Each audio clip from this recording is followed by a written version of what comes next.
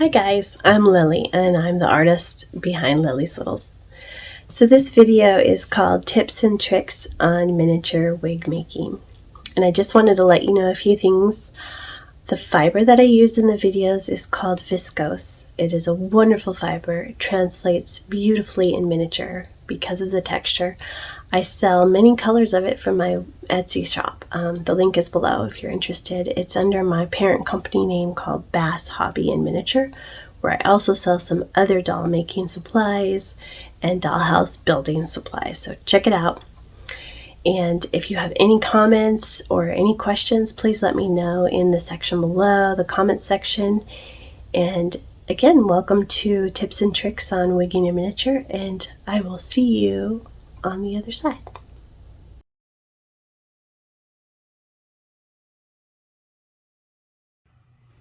Hey there! This section is about viscose, conditioning the viscose, and pulling out the strands.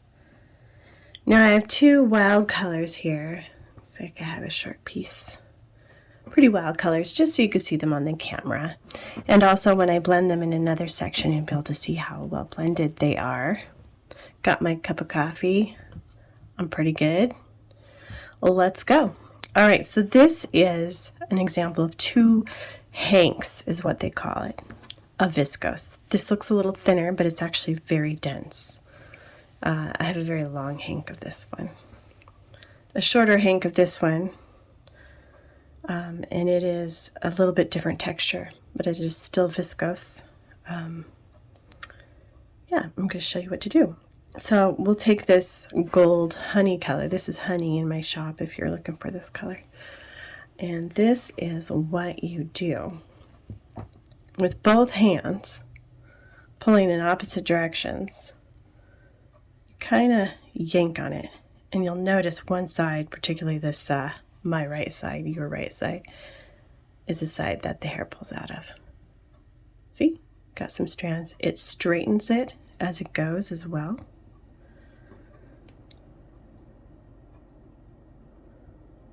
So it really doesn't matter the original length of your hank of viscose because they all kind of come out to these little short pieces anyway. And since I work in miniature dolls, it's really actually works fine. I mean, if I had a larger doll and I needed to do a really long like hairstyle, I would apply it in layers. Or maybe look for a different fiber. I just know that this fiber and even Silk Tussa pulls out to about 2.5, maybe 3 inches in length. So when you get a kit of mine and I say pull out pieces, this is what I mean. You're pulling them out and you're getting them prepared for your wigging process.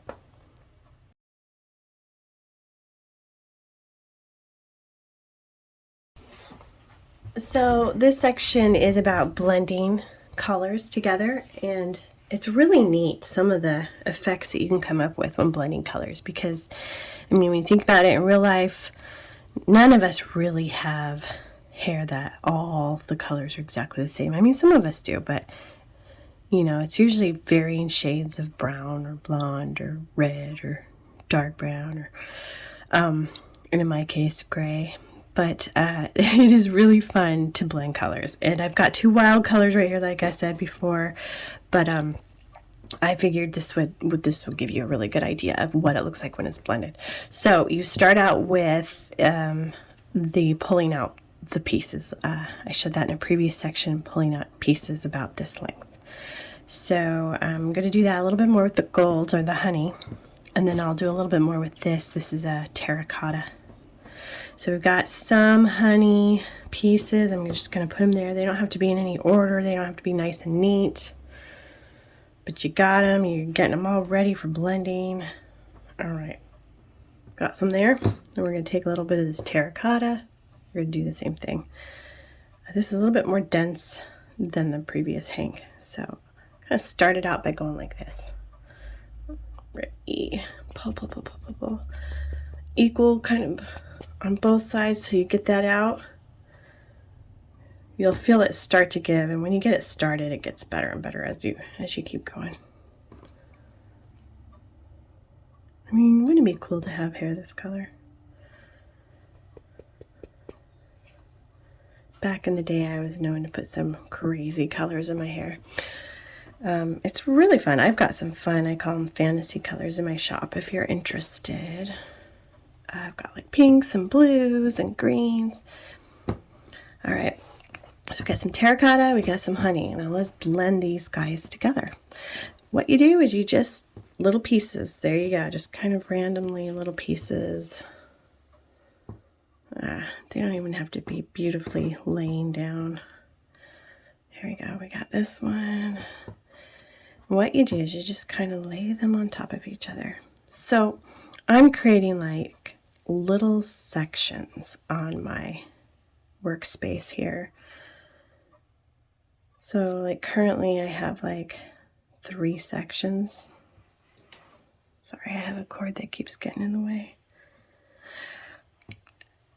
1, 2, 3. If you see anything like this, see like this is really hard to smooth out. Just toss that. All right, and then you take like, say take section 1 and just pull out. Keep pulling out and just laying it on top of each other. The goal is just to kind of separate the strands, and when you get this fiber, you'll see how fine the strands are. I mean, they are really, really fine. That's what makes it great for miniature, because it looks so realistic. The texture of it looks so realistic. It's great. So you can see I'm getting closer. It's kind of, this is a tedious process, but you know, once you do it, you're gonna be like, oh wow, that's so cool. You can even do a bunch at a time and then have it set aside for your other projects. See, this is a yucky piece I'm gonna toss.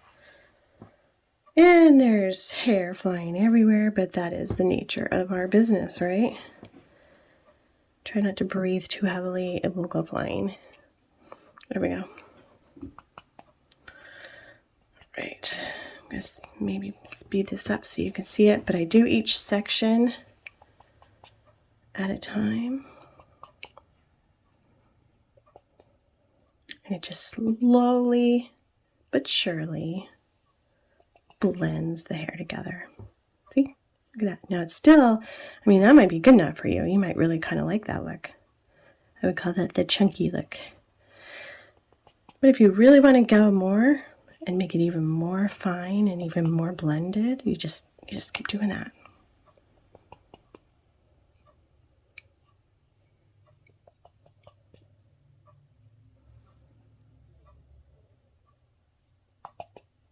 And if you want to break it out in sections again, you totally can. Sometimes that helps. See, there's a little bit more of the terracotta in that one, a little bit more of the gold in that one. And just sort of lay the colors on top of each other. It's really just, ooh, there's a mess right there. We're going to toss that. It's just a matter of patience, really, getting it all in. So I hope that explains blending. Practice at it. Remember, this is a spun fiber, so it'll just pull out, and it'll be I mean, that's kind of a dumb thing to say. Maybe I will take that out of my film. It's fiber. I don't know what else to say. Oh, like cotton candy, I guess, you know? Kind of look at it like cotton candy. Get some really cool colors together. There you go, that's blending viscose.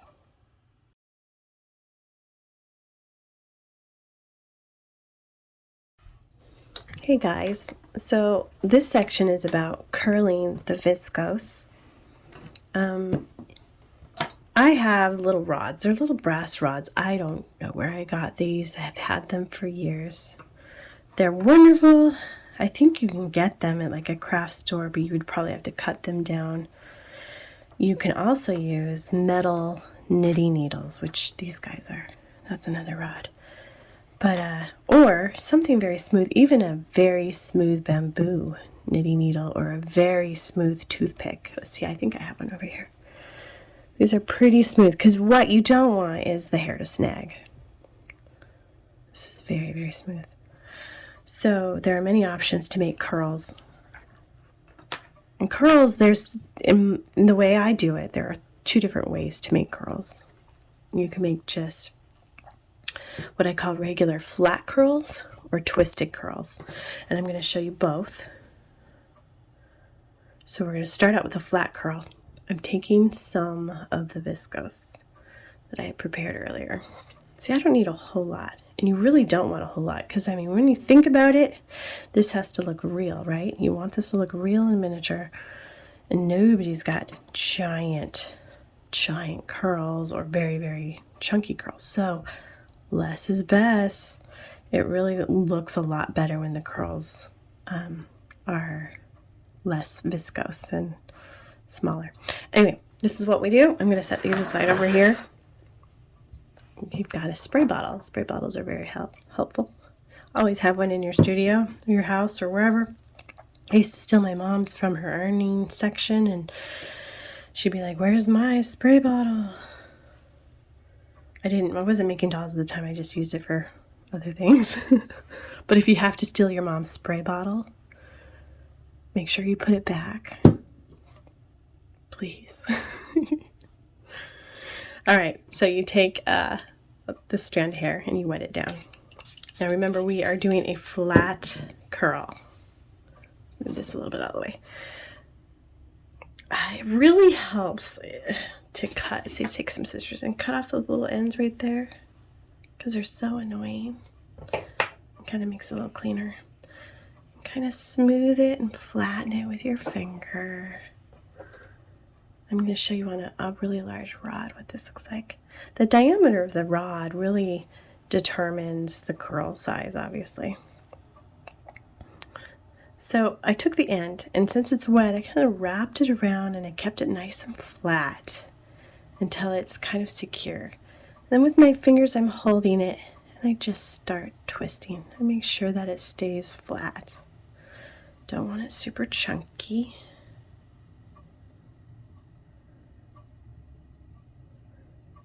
All right. These curls are great for, I guess what would be referred to as sausage curls. So you're doing like a little Victorian girl with curls and she has big sausage curls. The flat curls are great for that. And I kept smoothing it in that direction with my finger and it stuck because it's wet. All right, we're going to set that aside and we're going to do a twisted curl. Same thing, look, I have a little bit more here. We'll just use what's left here. Get it wet. Spray, spray, spray, spray, spray, spray. I usually will spray over like my wastebasket just to kind of keep it the table from getting wet, but I don't want to show you guys what's in my garbage. I don't think you'd really appreciate that. Or maybe you would, but it's weird. So cut off those ends so it's nice and clean. Take another rod. This is a little different. We are going to start it out the same. See how you twist it around and you kind of let it stick there. But holding it down, twist. See how I'm twisting it? A nice tight little twist as I am twisting it around the rod. So I'm twisting as I'm twisting. This creates a very bouncy curl. It's fun. You could use it for so many things. Creates a great texture in a hairstyle. See how I'm twisting, twisting, twisting. When I get towards the end, you can flatten a little bit because that'll make it stick to the rod a little better. And that's what it looks like twisted. And then here's the flat one on the right, the twisted one right here. And you can either let it air dry, which takes a while, or you can do what I do. I put it in my little tiny oven, what do you call it, toaster oven, where I bake polymer clay and stuff in. And I bake it, gosh, I can't even remember what the temperature is. It's really low temperature for about 10 minutes because viscose will melt, so you don't want it super hot. So a low temperature, about 10 minutes, and then you can pop them right off the rods. You've got these wonderful curls, and that is how you make curls in viscose.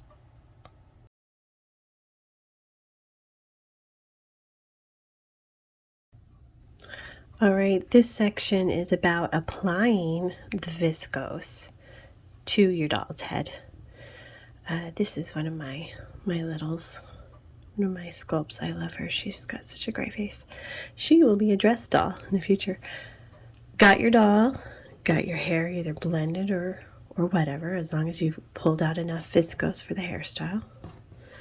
I use a heat erasable pen, scissors, and glue. I use all-purpose adhesive craft glue, and I don't mean Elmer's. So another glue. This is a needle nose squeeze bottle, but you can also use glue on some wax paper with a toothpick to pick up the glue and apply it to the doll. We start out drawing a hairline onto the doll. Let me move these guys out of the way. There's hair everywhere. This is how it goes when you're wigging. Oh yeah, you should see my clothes after I've done a bunch of work with this fiber. It's kind of everywhere. All right, so you would look at like a natural hairline because you want this to look natural, usually. Look at your own, look at someone else's pictures, but you're going to draw it because it's going to be the guide. It's going to be the line. In my kits and my instructions, I talk about applying the viscose to the line of glue. You'll read that in all of my stuff. And it's really helpful to have a guide. So this pen is fantastic. I can wipe it off with like a baby wipe. I can take a swab dipped in alcohol and wipe it off. You can even use a pencil. A pencil would work as well.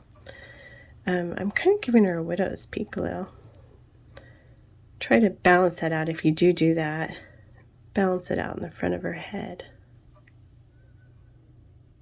Anyway, I'm not going to draw the other side. I'm just going to show you this part. But you do all of that around the head before you apply the viscose. All right, our next step is to cut a nice straight edge on some pieces, or actually just take your whole chunk that you're using and cut a straight edge. It's really nice to have a straight edge to apply to the hair. It makes a nice and neat application. Throw away the excess. All right, you got it there. Take your glue now, either with your toothpick or with your squeeze bottle, and apply it to the line. Let's see if I can do this. It's kind of hard to do this because I've got a camera in my face and a couple lights above me. So anyway, I'm just going to go to about that much. You know, you can do sections at a time, or you can do it all at once. That's probably a little too much glue. So there we go.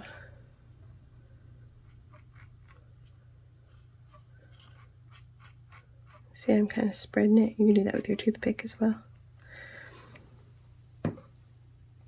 And this is a hairline.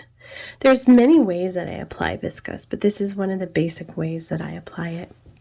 And I'm showing this in particular because I want you to see when I mean like applying glue and then applying the hair to the glue and how that looks. So I'm going to take a little bit of glue, or sorry, a little bit of viscose. Oh, she's going to look like ketchup and mustard. I'm going to cut off a little bit excess so it's more straight of an edge again. And this is how we apply it. See that straight edge? Just kind of, it doesn't have to be perfect, but you don't want to move it too much after you've got it onto the glue. This might even be too much. Actually, this is going to be a little too much, but that's okay because we can pull it off after it's dried. I'll take my scissors and press it in. Or you can take your nails and press it in. Just want to make sure that the glue has grabbed a hold of the fiber. Yeah, just press it in. That's also why you don't want too much glue, because it'll make a mess. Cut off the excess. There we go. Now, you really should let this dry completely before the next step. But for purpose of the video, I'm going to show you what the next step would be to make this hairline. You'd flip your hair back over. You know, she could be doing the whole Farrah Fawcett look, whatever. Flip back over. See, now when it's not dry, it doesn't stick. But when it's dry, it'll stick. And you press again. Just press, press, press, press. Because if you ever notice, the hair is not like really puffy right there. It's just, it's kind of flat because it's growing out of the head. I mean, it's really cool, the dolls that have the rooted hair, because man, that looks so real. Can't do that with porcelain, so I've never been able to do that. But this is my method of doing it.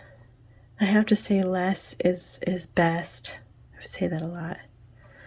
Looks like there's a little bit of black on there from the pen. So that was from the glue. So I'd push it down. Just kind of take that nail or straight edge and just, there you go. So then you got a hairline.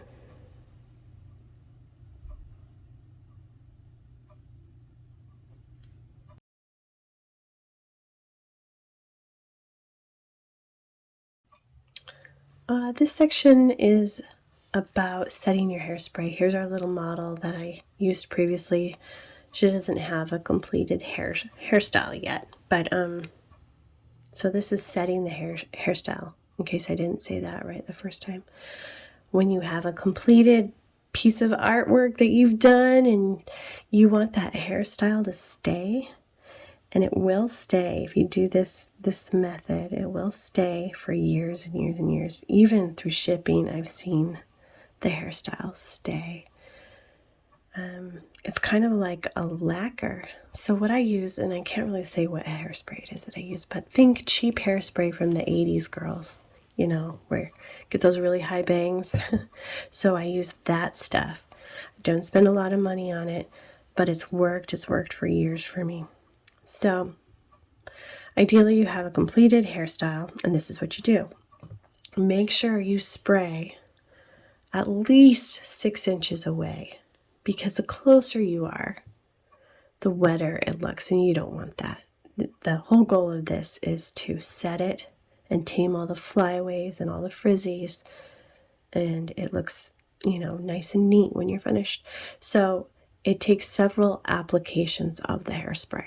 So you'll spray once, let it dry, spray again. It's really up to you. I usually do about 6 times, and then that really sets it. So this is what you do, and it's hard to show you on camera, but say I'm 6 inches away. Spray, spray, spray, spray. See how gently I sprayed that? Sorry about that noise. I have plastic wrap. Gently brush the plastic wrap over the viscose, and it tames the flyaways. You can also use a straight pin to tame the flyaways.